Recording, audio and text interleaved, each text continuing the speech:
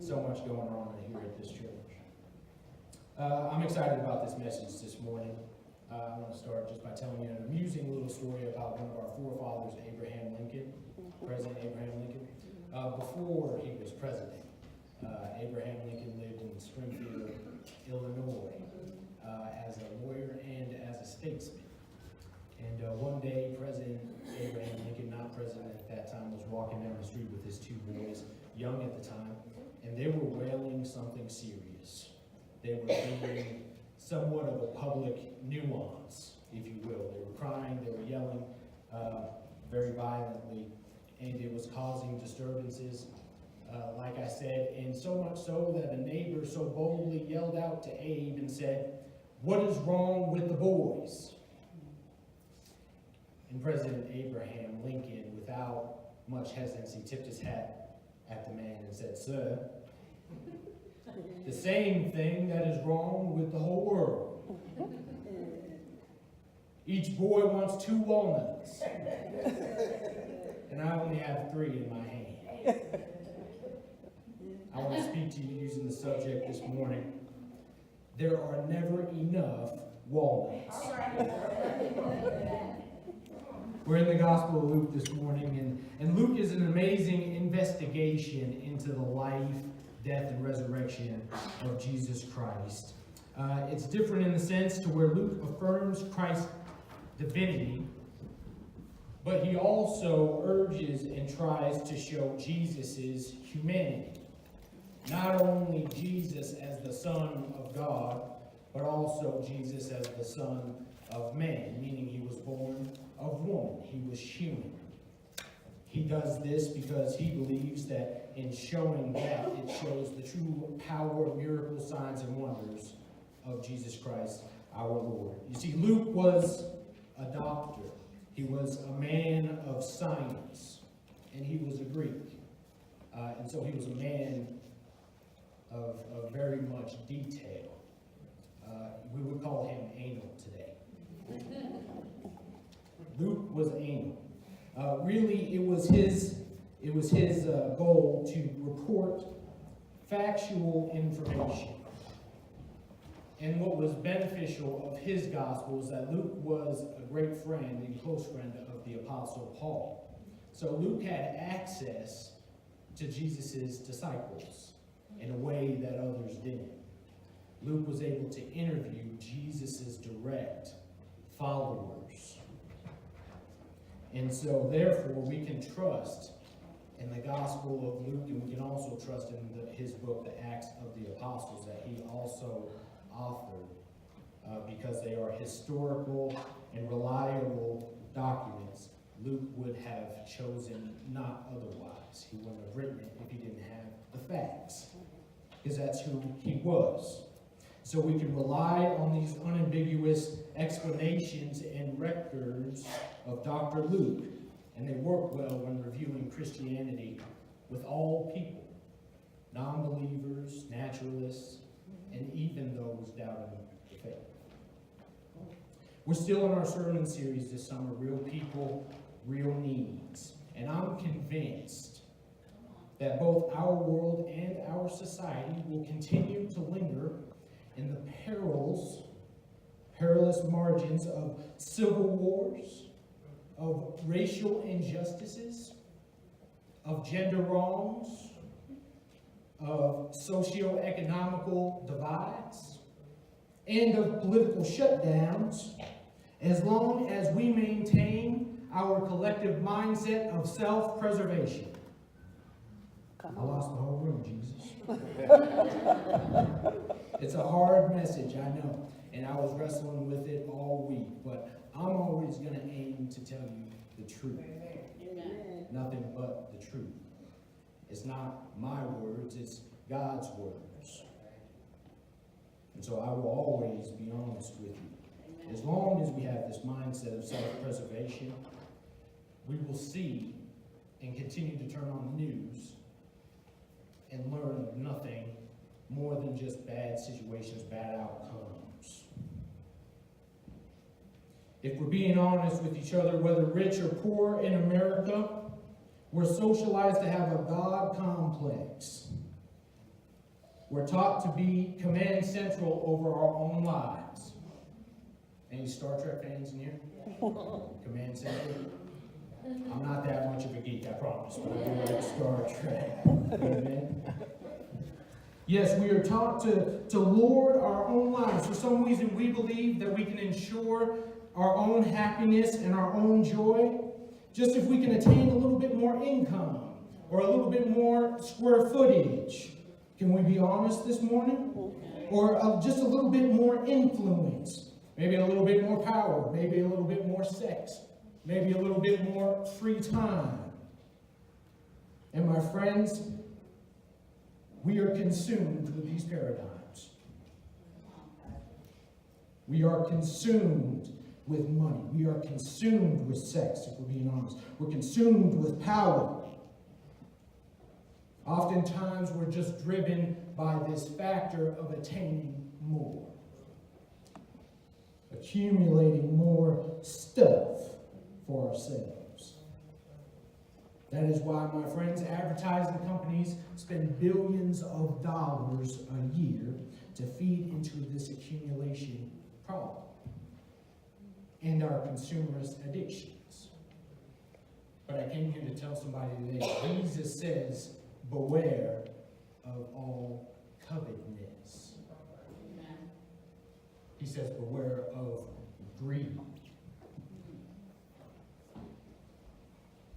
A book was published back in 1991 called The Day America Told the Truth. I know that seems a little bit ancient now, but it's not that ancient when we consider what this research and what this book says.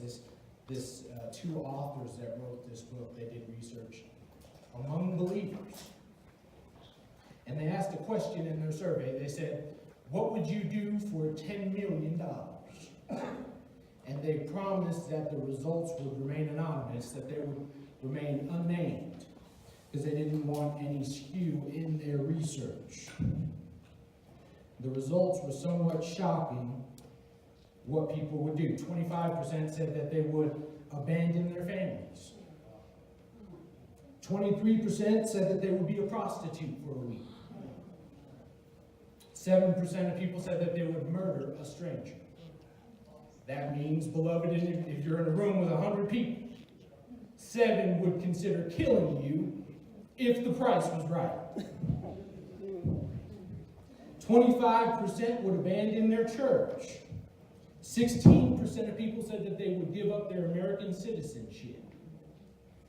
16% of people said that they would leave their spouse. 10% of people said that they would testify to let a murderer go free. And 3% of people said that they would consider giving their children up for adoption. I was kind of fascinated by this research, so last week I did my own survey on my Instagram story. I'm an elder millennial. I do use Instagram, social media. Not as good as some of the others coming up after me, but I do use it. Anyways, I was fascinated, and so I asked the same question, except I asked, would you eat a rotten egg with a dead chicken inside for $10 million? And my experiment was not anonymous. So these people were named. 33% of people were okay with me knowing who they were, said that they would eat it for $10 million. This was something that would most certainly give long-lasting health effects, yet they would still eat it for $10 million. As Abe pointed out to us in that story this morning, as Jesus points out to us, to this man in this text today, that securing our own welfare in life is most risky in trying to create a benevolent world. It's most risky in our relationship with God. Now, I want to clarify something. I don't believe that this text is saying that it's bad to have money. I don't believe that it's suggesting that it's bad to have things. I don't even believe that it's suggesting that it's bad to plan for the future. I believe that it's suggesting that we ought to be careful about what future we're planning for. Come on. Are you here? Are we planning to attain riches and glory here on this earth? Or are we planting treasures in heaven later to celebrate in eternity? If we're only concerned with producing earthly merit, Jesus says we should beware. Jesus goes further in verse 34 of this same chapter when he says, where a man's treasure is, there his heart is also.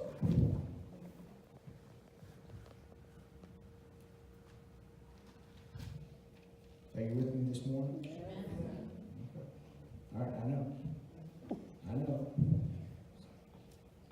Where a man's treasure is, his heart is also. The true sin, beloved, is this outlook of preserving your own welfare. Is that your heart, it inevitably will err from the faith.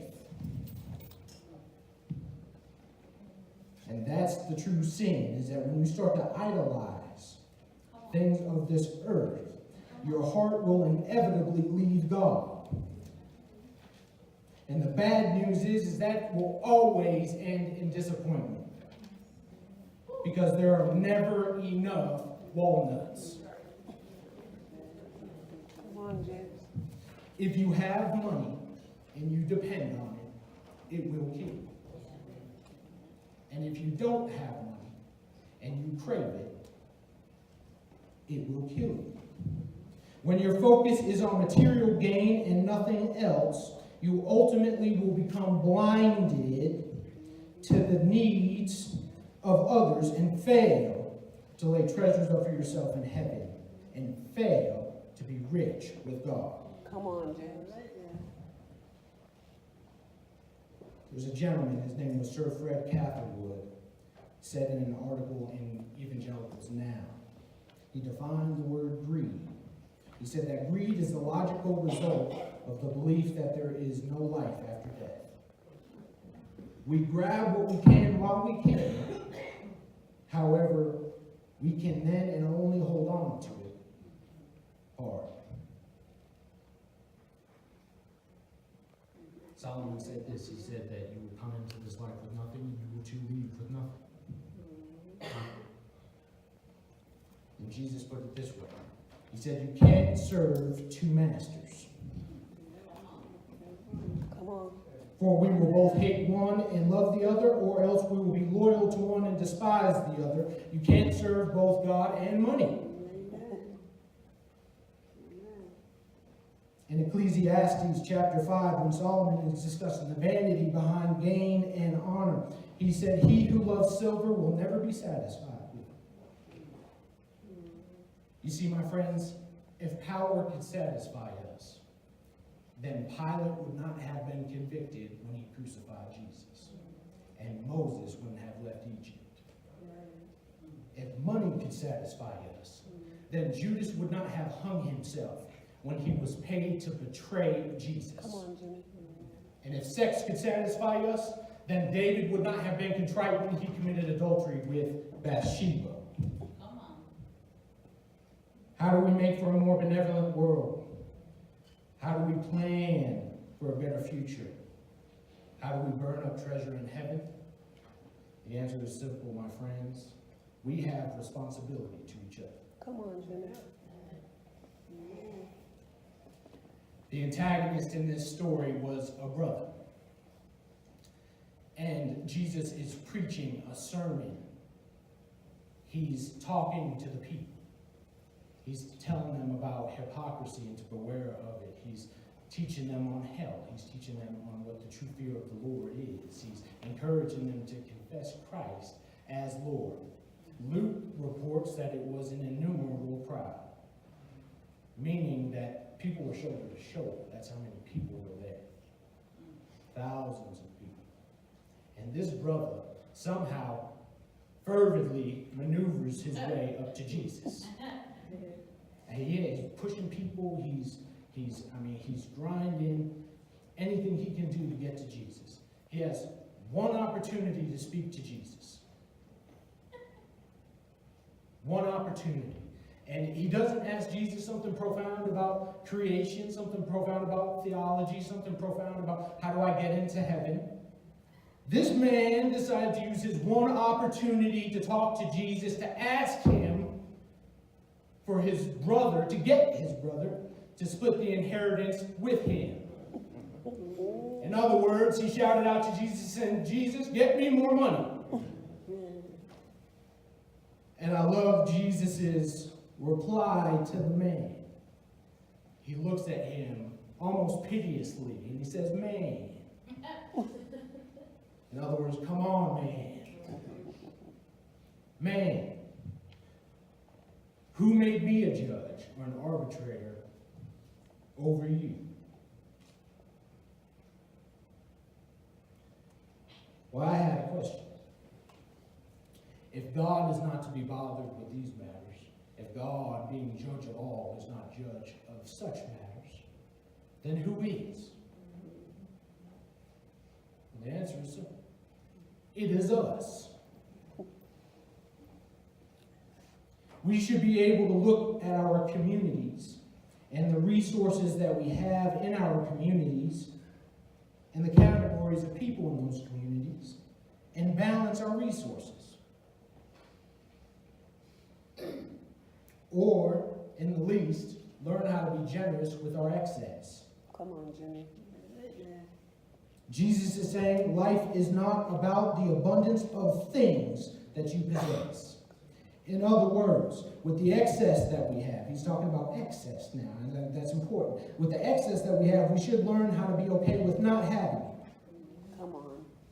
Or be okay with giving of our excess, planting seeds for ourselves in heaven, being able to stand on our generosity. Go ahead, Jimmy. We have a responsibility to each other. God gave us each other. Back when he created man, he said these words. He said, he looked at Adam and he said, man, it's not good for you to be alone. So he created a woman. Y'all missed it. Every woman should have just shouted with joy. Y'all missed that one. I was giving y'all a compliment.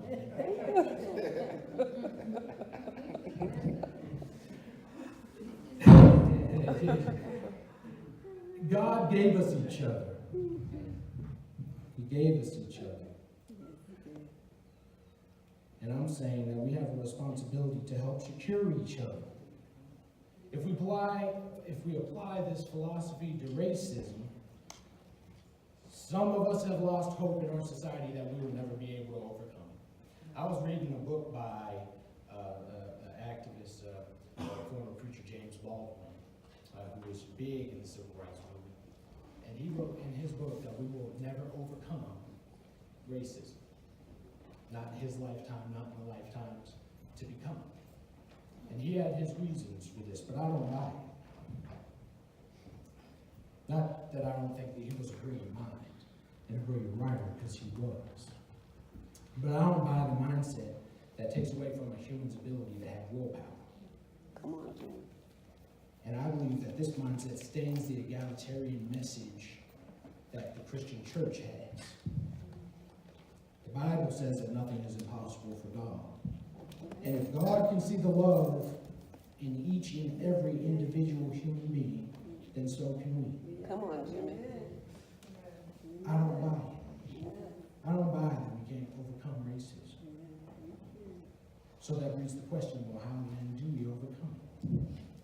Well, I like what one communications professor said, who is over Boston College. His name is Dr. Vincent Rossio. He put it this way: racism is something that can be transcended by friendship. Yeah. So simple it seems. The understanding that we need each other is the prescription that can eventually cure the ailment of racism.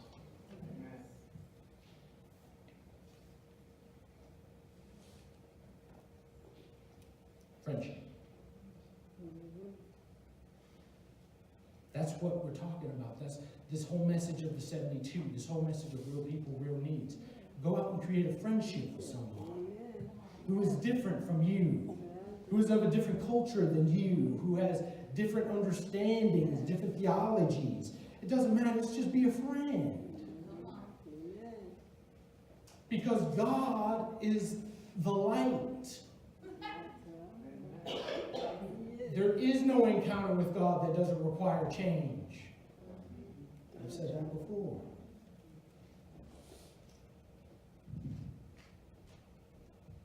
I want you to understand, too, that true gain requires godliness with contentment.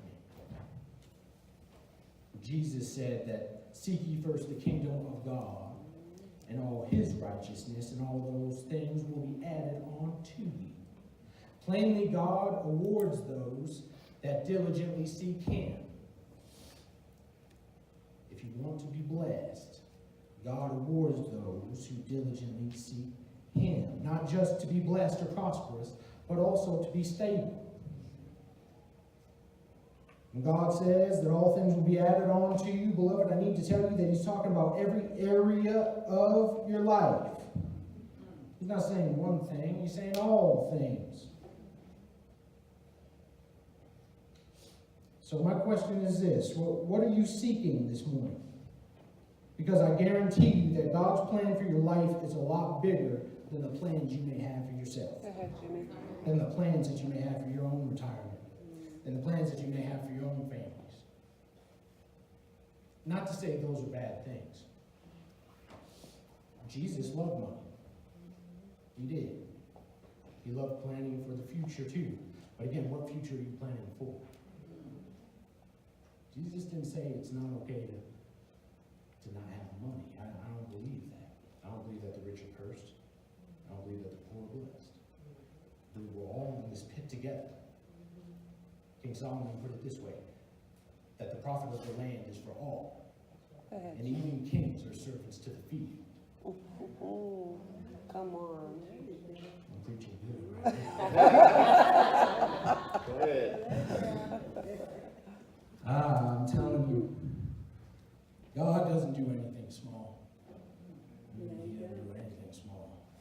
This earth ought to tell you that. And if he has a plan for your life, it's not small. The problem is we don't want to delay gratification. We want the promised land now. So we try to engineer our own promised land based on the visions that God has given us. Come on. If we're being honest, we cannot run Command Central over our own lives and expect to be blessed in the way that God said, I'm going to bless you. Go ahead, Jimmy.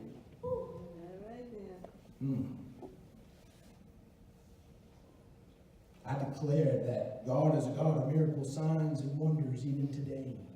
And he wants to present himself to you. He wants to present that to you. He is a God who fulfills his promises.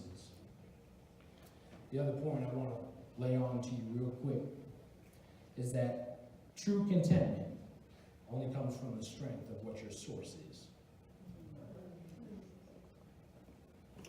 So if money is your source, money comes and money goes. When it goes, you're not going to be content. But God is constant. If you put your trust in God, if you put your faith in God, if you don't covet for things of this world, nothing can come from earthly America. Again, you came in this world naked, you're going to leave the same way.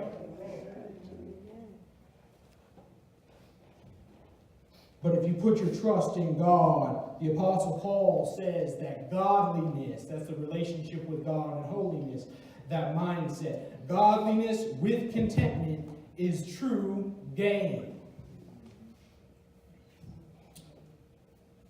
God is your source. He himself is our peace. So my urge for you this morning as I close is this: stay hungry, but don't be greedy. You know, when you're hungry, there's like this dependence. I need. I need. And it is in that humility that we are exalted. But when we're greedy, that's when Jesus says, beware, because for some of us, when we're coveting after the things of this world, we err from the faith. And God says we can't serve two masters. Jeremiah says it like this: blessed is the man who trusts in the Lord and whose hope is in the Lord. For he shall be like a tree planted by the waters. Tree, standing, stable, immovable, which spreads its roots out by the river, and will fear not when heat comes, because its leaf will remain green and never become dry. I know I'm speaking to somebody this morning. And we don't have to become anxious in the year of drought, nor cease ever from yielding fruit when we have trust and hope in the Lord. He says and continues that the heart is deceitful above all things and desperately wicked. Who can know it? I, the Lord, search the heart. I test the mind, even to give of every man according to his ways, according to the fruit of his doings. Stay hungry, but don't be greedy. Plant seed, and God says, I will reward you according to the fruit of your doings. Amen. As a partridge that broods but does not hatch, so is he who gets riches, but not by right. It will leave him in the midst of his days, and at the end he will be a fool. I came here to tell somebody that in life there are never enough walnuts. So we shouldn't be searching for the answers here in this life, but in planting for riches with God through godliness and his righteousness and his plans. Well, he gives us the power to be able to overcome all of the perils of this world for ourselves, for our individual families, and for everyone else. He wants you to prosper, but beloved, he wants to prosper you.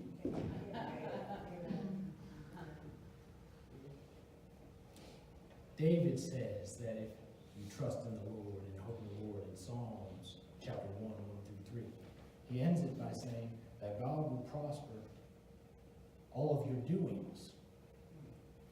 Well, that changed my life, I have to tell you, because I always thought, ask and you shall receive. God, here it is. Here it is, God. Now rain down and open up the heavens and rain the blessings. But he says, I will prosper all of your what? Your doings. That means when God is with you, if you're putting him first, seeking him first in godliness, he will prosper all of your doings.